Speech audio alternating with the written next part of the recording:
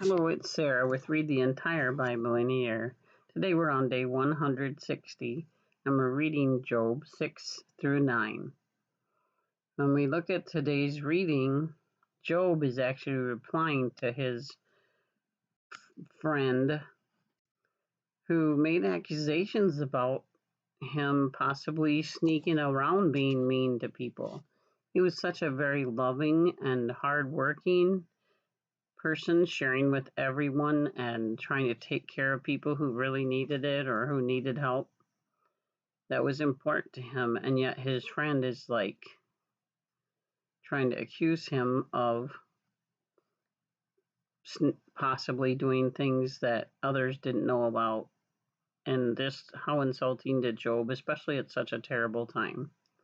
So Job is going to reply to him today, and when he replies to him, he opens up his heart, just like a prayer, and he expresses his anguish as well as his faithfulness to Jehovah, his wonder at the world around him, his very deep sadness right now. He's just so hurting, and also he's confused and hurt because he thinks at this point still that God is actually doing this to him.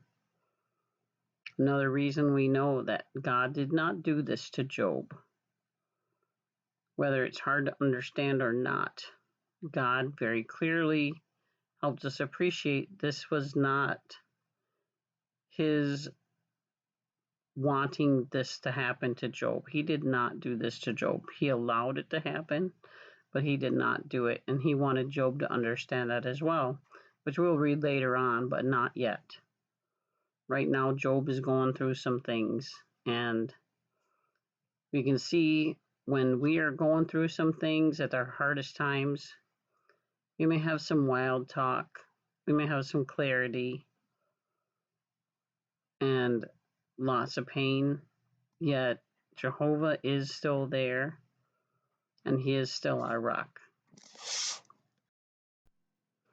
So let's read Job chapter 6. Job then said in reply, "If only my anguish could be fully weighed and put on scales together with my calamity, for now it is heavier than the sands of the seas. That is why my words have been wild talk. For the arrows of the Almighty have pierced me, and my spirit is drinking their venom. The terrors from God are lined up against me. Will a wild donkey cry out when it has grass? Or will a bull bellow when it has fodder? Its tasteless food is eaten without salt. Or is there flavor in the juice of a mallow? I have refused to touch such things. They are like contamination in my food. Oh, that my request would be realized and that God would grant my desire, that God would be willing to crush me and that he would reach out his hand and do away with me, for even that would bring me comfort. I would leap for joy despite the unrelenting pain, for I have not denied the sayings of the Holy One. Do I have the strength to keep waiting? And what end waits me that I should continue to live? Is my strength like that of a rock? Or is my flesh made of copper? Is there any way that I can help myself when all my means of support has been driven from me? Anyone who withholds loyal love from his fellow man will forsake the fear of the Almighty. My own brothers have been as treacherous as a winter stream, like the water of winter streams that dry up. They are darkened by ice, and in them the melting snow is hidden. But in due season, they become waterless and come to an end. When it becomes hot, they dry up. Their course is diverted. They flow into the desert and vanish. The caravans of Tema look for them. The travelers from Sheba wait for them. They are ashamed because of their misplaced trust. They come there only to be disappointed. For this is how you have become to me. You have seen the terror of my calamity, and you are afraid. Have I said, give me something, or requested that you make a gift for me from your wealth? Have I asked to be rescued from the hand of an enemy, or to be saved from oppressors? Instruct me, and I will be silent. Help me to understand my mistake. Honest words are not painful, but what benefit can be found in your reproof? Are you scheming to reprove my words, as a desperate man saying which the wind blows away? You would also cast lots over an orphan and sell your own friend? So now turn and look at me, for I will not lie to your very faces. Reconsider, please. Do not misjudge me. Yes, reconsider, for my righteousness is yet intact. Is my tongue speaking unjustly? Does my palate not discern that something is wrong?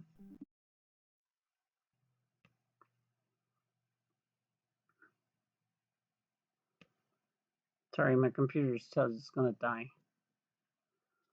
Is not the life of mortal man on earth like compulsory labor? And are not his days like those of a hired worker? Like a slave, he longs for the shadow, and like a hired worker, he waits for his wages.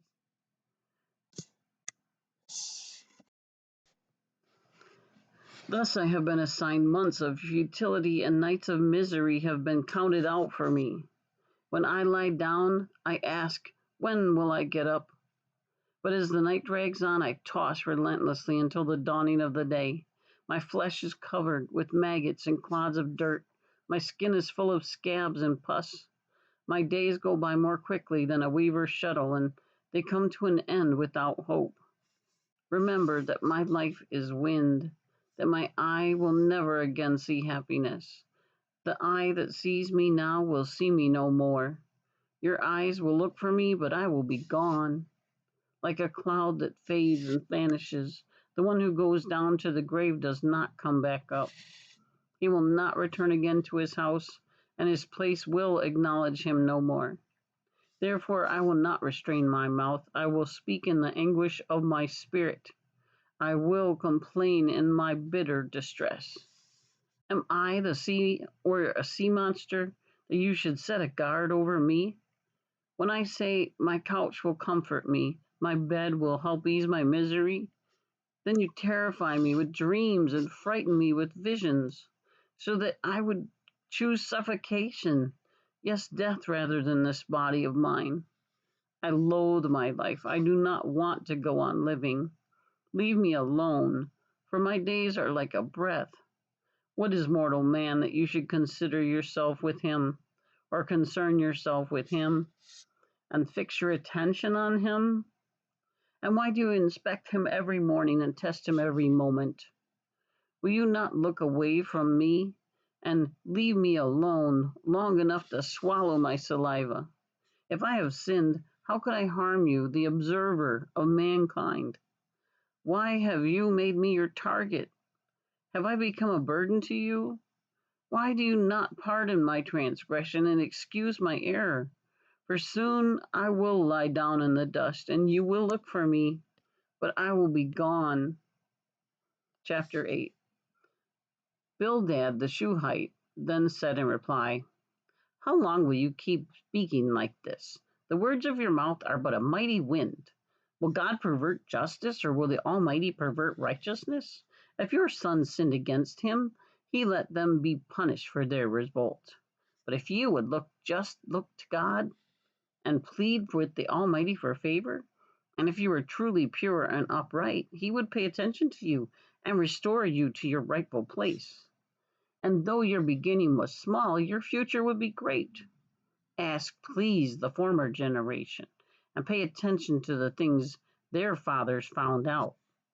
For we were born only yesterday, and we know nothing, because our days on earth are a shadow.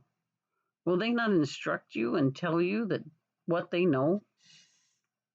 Will a papyrus plant grow tall where there is no marsh? Will a reed grow tall without water? While it is still in the bud, not yet plucked off, it will dry up before any other plant. This is the outcome of all who forget God. For the hope of the godless will perish. Whose confidence is in vain, and whose trust is as fragile as a spider's web? He will lean against his house, but it will not keep standing. He will try to hold on to it, but it will not last. He is a moist plant in the sunlight, and his shoots spread out in the garden. In a heap of stones his roots become entwined. He looks for a house among the stones, but when he is uprooted from his place, that place will deny him and say, I have never seen you. Yes, that is how he will disappear. Then others will spring up from the dust. Surely God will not reject those who keep integrity, nor will he support evil men, for he will yet fill your mouth with laughter and your lips with shouts of joy. Those hating you will be clothed with shame, and the tent of wicked ones will be no more.